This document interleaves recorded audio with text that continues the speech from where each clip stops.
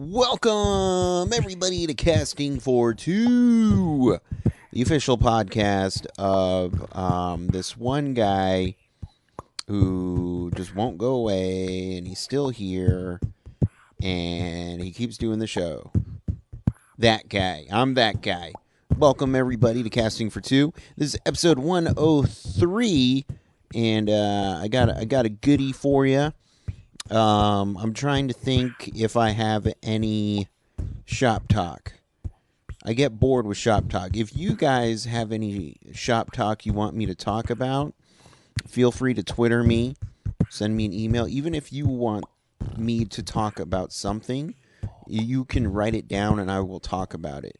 Fake or real, I don't really care. I'll talk about it because I can talk. I have the gift of words and verbalness. That really drives home the point that I have the gift of words. But let's get into today's episode. The guests for today, awesome, and that's right, I said guests. I have Mr. George Lewis and Jeremy Wilkins from the band Hawks Do Not Share. Another Portland band, because everybody knows how much I love Portland. And we had a great time chatting about just, you know, day jobs, anything but the music. No, of course not. We covered the music. And if you guys want to go listen to them, you can find them on iTunes, Bandcamp, which is kind of where I like to go when I listen to music. I enjoy me some Bandcamp. But you know what? Let's just get into this episode. So sit back, relax. Drink it since it's fall now. Enjoy your pumpkin spiced whatever, and yeah, let's get this started. So, Chris, cue the music, please.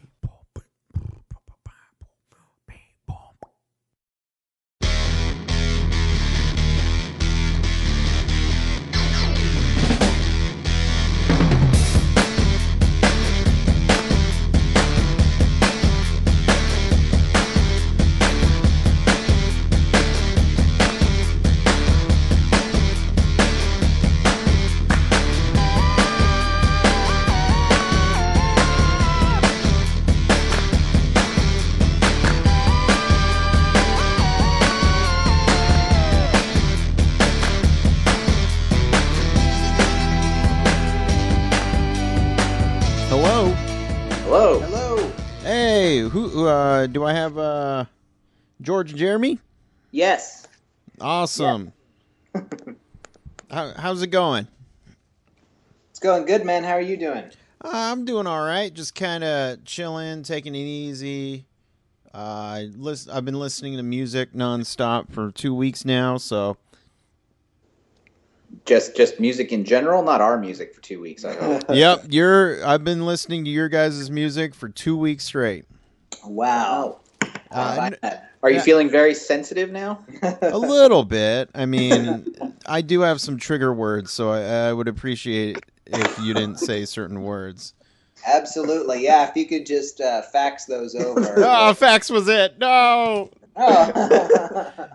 No. I've been listening. I listen to a lot of different music, but for sure, I wanted to check out the people who I'd be chatting with, and you know, so far I've liked them all, so that's good. That is cool. Is definitely good. That's a very good batting average. That is, yes.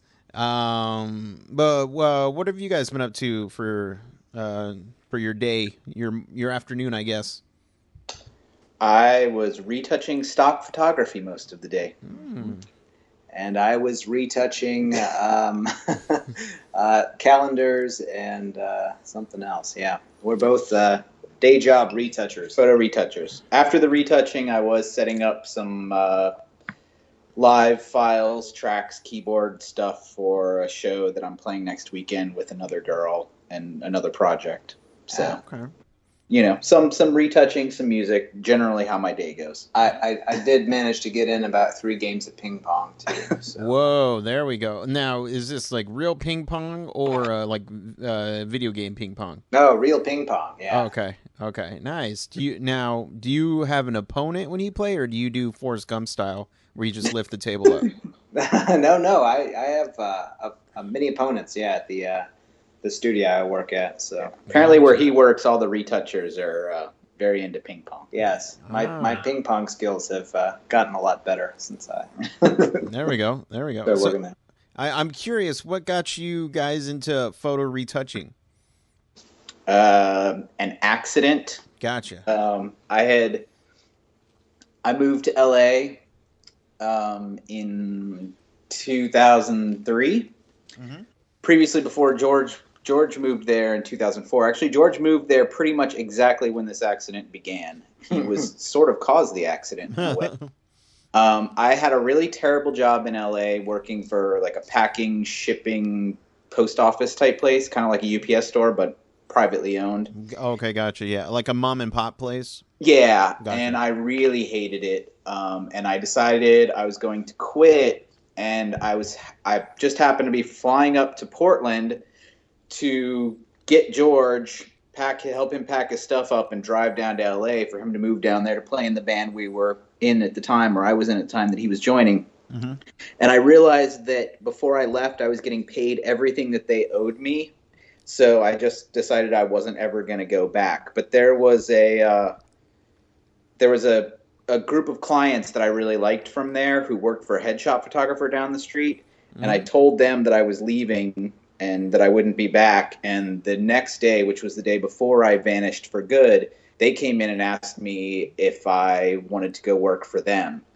So I said, sure. And when I got back, I took a resume into them, and I thought I was going to be doing packing and shipping and invoicing and generic type stuff. And mm-hmm. 2 days in, they had me working in the print department, and the woman was teaching me how to do headshot photo retouching. So I did that for about a year and a half, 2 years, mm-hmm. until I started to get really bored with that, and got really lucky. And the girl that I was dating was a makeup artist, and she had met this guy on set whose friend was looking for a retoucher, and mm-hmm. she recommended me, and I went and I met this guy, Dan, who is the guy that I still currently work with. George used to work with us for a little while. We'd started an actual corporation company, and we were partners. But I left that for a little while because I burnt out and decided I wanted to focus on music and that I hated retouching. Gotcha. And while I was gone, George could no longer handle it, and he left. And now I'm back, like purely freelance, not a partner in it or anything like that anymore. So okay. It's a long, tedious 10-year story. I don't know. It's, as a person who's worked retail for a long time, it sounds interesting. It is there's certain aspects of it that are very interesting and artistic. There's a lot of things that are very similar to drawing and painting. And, depending on what you do, either you work in a cool studio like George works now, or you have worked at home for 10 plus years like I have now. Mm-hmm. But there's other parts that are incredibly tedious, and it's almost like being a child in a shoe factory doing the same tedious thing. Yeah, there's often a lot of repetition, and a lot of times you're working in a color safe environment, so you have to be basically in what amounts to a windowless room for much of the day, which we're having weather like we've been having all year in Portland. It can be a little strenuous on the soul. Right. Well, see, when I'm not doing podcasting or anything, or retail work, I do freelance editing. So that's pretty fun. I do get into a little bit of the touch-ups every once in a while, but mm-hmm. I kind of don't like doing touch-ups because I like everything to be real and raw.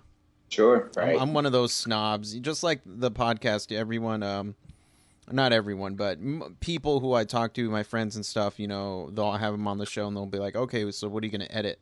And I tell them nothing. That it's going live. And like, but there was my dog was barking in the background. I was like, well, it's going in. it's real. It's real. So yeah, that's cool, man. I mean, I think that there's a vast difference, right, between art and commercial art. Right. Yeah. And I think that and that's always an interesting thing too, where with music, you're sort of finding this place where your art and commerce can sort of coexist, and that's always been sort of an interesting thing, I think, for us, figuring out how to make that relationship something that's still genuine, yet we're producing something that somebody might want to pick up as a means of sustaining our ability and our interest in continuing to release music. Right. No, it definitely makes sense. I mean, I definitely, whenever I work on a project, I generally just go with my gut, but I just always think, well, if somebody like me likes this, then that's okay. Mm-hmm. It's all about finding that person. As long as there's a lot of you. Yes. Yeah, we have a lot of records. We have to find people like us to sell to. There you go. Yeah, a lot more George and Jeremy's. There you go. I'm sure there's a couple of you guys out there. There's a couple. Yeah. So I want to talk to you guys about the band. Yeah, we spent the first 7 minutes talking about retouching. We've never done that before. I know. So. That is what you get with this show. I like to talk about random stuff and then get everyone comfortable, everybody loose, and then get into the goods, the real stuff. Right. Sure.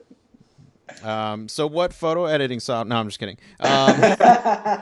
No, so I want to chat with you guys about Hawks Do Not Share, which is the band. And we know that band. You know that band, okay? Are you, I'm not gonna lie.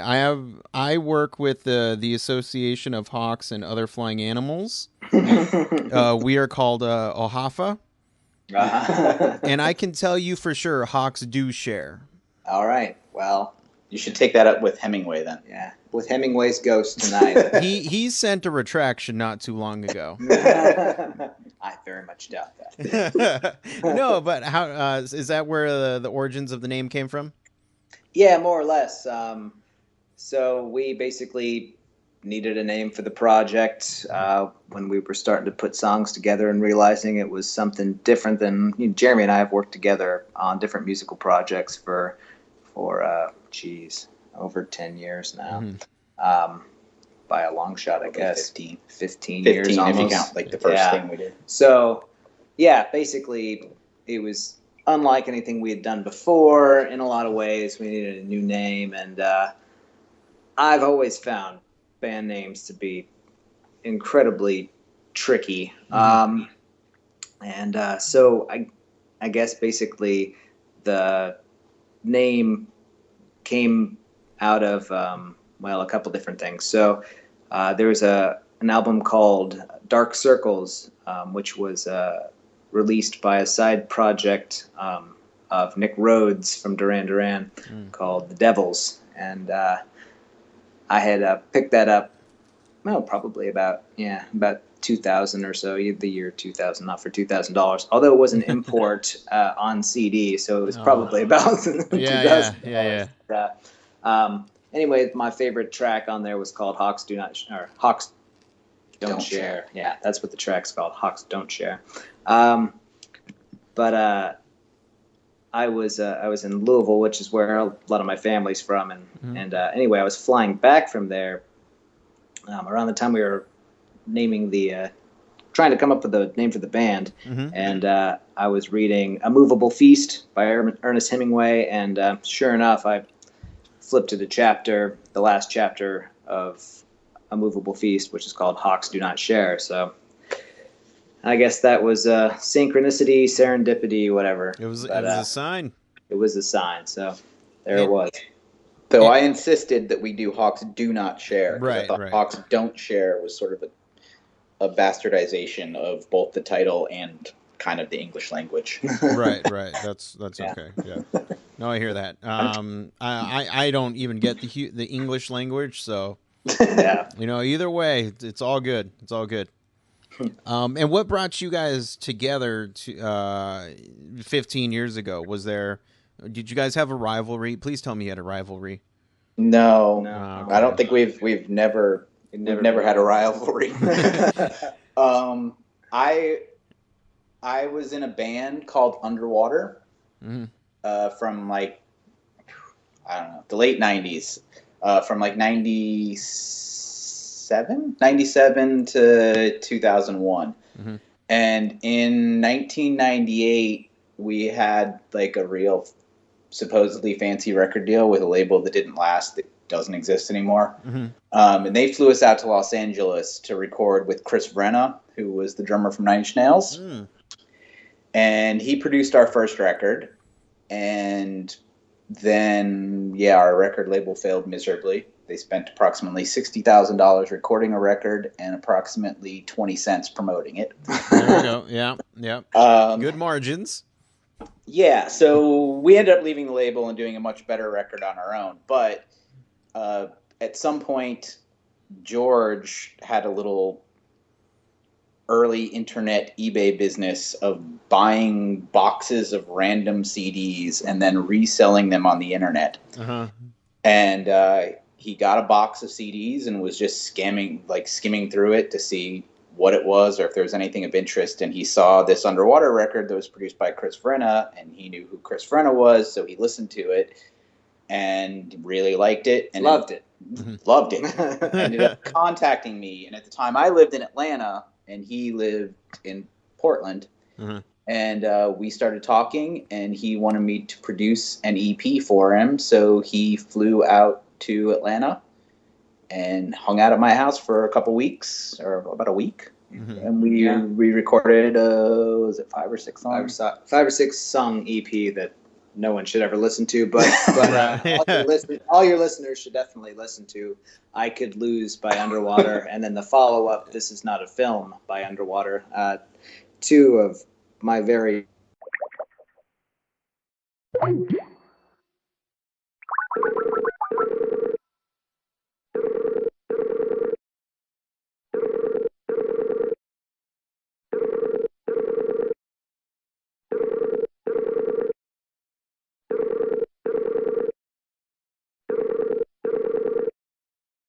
Hello. Hello. Chris. Yes. So sorry. We're doing this on my phone and another call interrupted. Oh, yeah. No worries. Technology. Yeah. It's all good. Anyway, are we good to proceed? Oh, yeah. We're golden. Awesome. So, I Could Lose by Underwater, and then the follow-up record, This Is Not a Film, also by Underwater. 2 of my favorite records that not a lot of people have probably heard. So if I can give a gift to your listeners, check those albums out. I am definitely going to check those out for sure. So we did that record of George's and became friends. Discovered that our voices sound incredibly similar. If you haven't noticed that, a little bit, yeah. We actually tricked my girlfriend at the time. The day that he arrived, I was digging around underneath some rack trying to plug something in when the phone rang, and I asked him to answer it. He had about a 5-minute conversation with my girlfriend, and she didn't realize it wasn't me. Oh, geez. Hopefully nothing dirty was said. Well, I'll just leave that to your imagination. There we go. We became friends. At one point, I flew out here and played a show with him. And then I moved to L.A., and then he moved to L.A. and joined a band with me, and we did that for 7-8 years, a band called Allegra Geller. Mm-hmm. And then, then 2012, we sort of split that, finished the best record that band made, which is called The Secret Plans of Men, and decided mutually between George and Denver and I, Denver was the other guy in the band, mm-hmm. that record was great. It was what we always wanted to do, and now let's stop doing this. Right. And, then we took some time off until we started working on this project together. Mm-hmm. There we go. And so how is Hawks Do Not Share different from all your other projects that you guys have done? I'm going to let George handle this. Sure. There's no acoustic guitars. Yeah, there's no acoustic guitars. That's the first thing. I guess it started out mostly, so I had been writing songs on acoustic guitar with vocals, vocals, melody, and chord changes for a while. And I released an album and an EP as The Other Also, which is kind of my side project.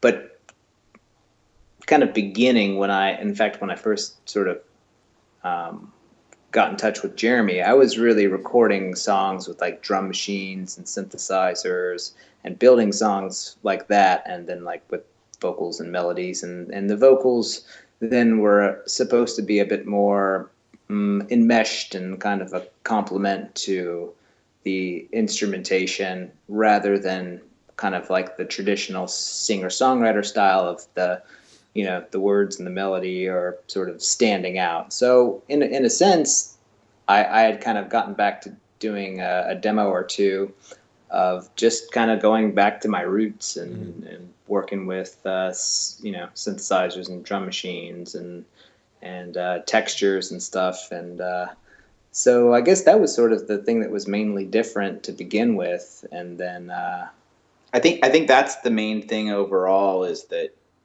pre 2014, when we started really working together in Allegra Geller, which I had started in 2013, both of us were primarily electronic musicians. Like I've always played, like I can read music and I play keyboards, not necessarily like a techno house way, like more like Depeche Mode. And I can play guitar, as can George, all of those things.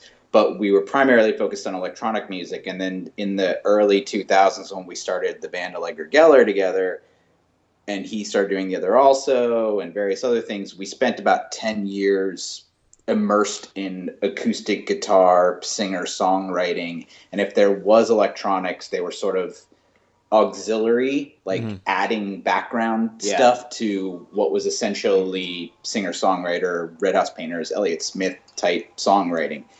And then when Allegra Geller ended in 2012, I started a thing called Parasols, and George took a break. Well, he finished the Other Also record. But by the time we got back to Hawks Do Not Share, it was essentially both of us going back to our roots and saying, yeah, let's do electronic-based music. And I went back to my focus on production and like co-writing and production, and less being like a singer-songwriter. Most of these songs are George's songs that I produce and arrange or add stuff to. Yeah, I'd say definitely like in this band, Jeremy is like kind of the band leader, and I guess I would say that I'm probably the core songwriter, although we do still do a lot of writing together, which is some of our best songs. So. And was there one particular song on the record where it was a little bit challenging to crack? On the record. Yeah.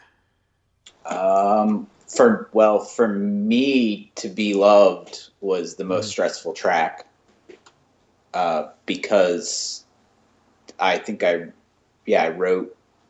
recorded every bit of music on that track. George sang on it. And so by the time we were done with the record, I had mixed it and remixed it and mastered it, and then had somebody else master it, which is the final master for the record.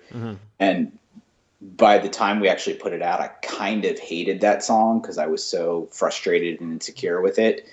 And then about 3 months later, I listened to it and realized that I love it. There we go. But I had to step away from it. But I don't know. Was there anything together we struggled with? I feel like that was the song that we really struggled with the most. Yeah, we had a session one day that we spent about 4 hours changing the snare drum sound. Oh, geez. Okay.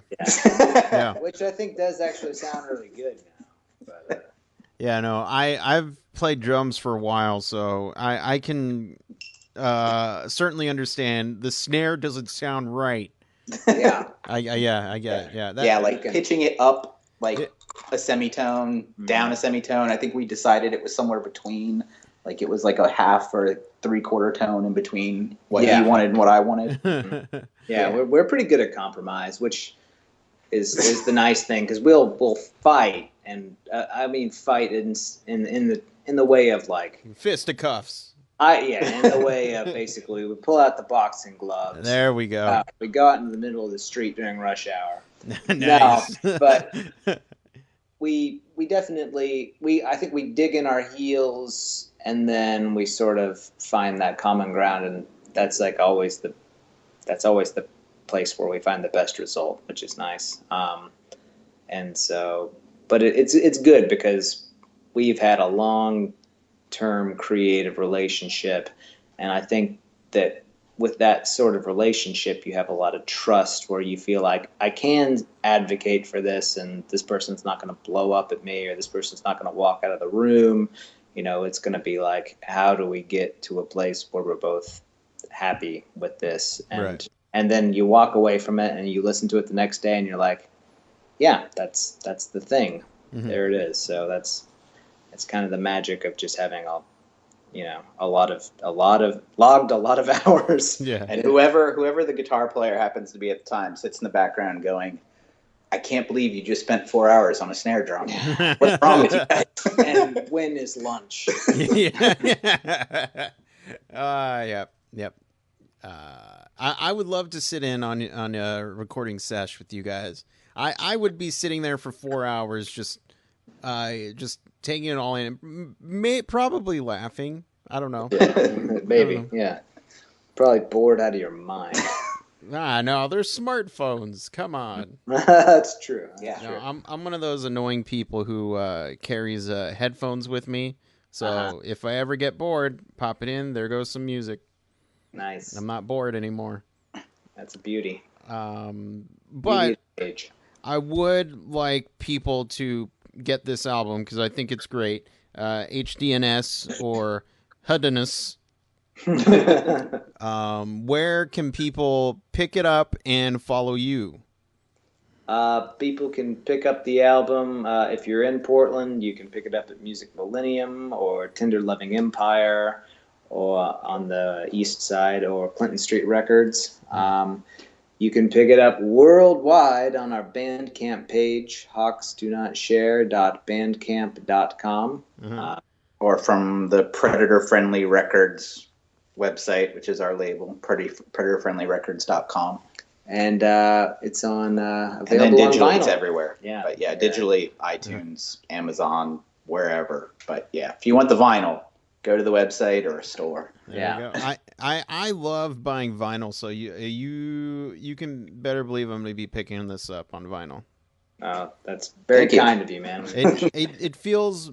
I mean, there's nothing wrong with digital. I know everyone's going crazy for digital, but I don't know. Sometimes I think having a copy there gives the music more soul. I don't know why. Sure. Yeah, I mean, there's something really ephemeral about digital music. I think we all experience it that way. And, we could have an entirely separate interview about, the meaning of digital music and the state of the music industry. But right. I will just briefly say that, with vinyl, you have something tactile. Right. You have something that you're having an experience. You're interfacing with the music. There's a dialogue going on with having to switch the record. There's a dialogue. Yeah. Mm-hmm. Taking the record out of the sleeve with looking at the liner notes. It's the smell of the record. Just it smells like lavender. Yep. There you go. George and Jeremy, I've had a blast chatting with you guys. Next time we'll talk more about the digital versus physical music and more photo editing. That's perfect. That sounds good, man. Well, if your fans go for a second round, we'll be happy to have that conversation. Nice, awesome. You guys have a wonderful night. All right. Yeah, you too. You too. Take care. All right. Bye-bye.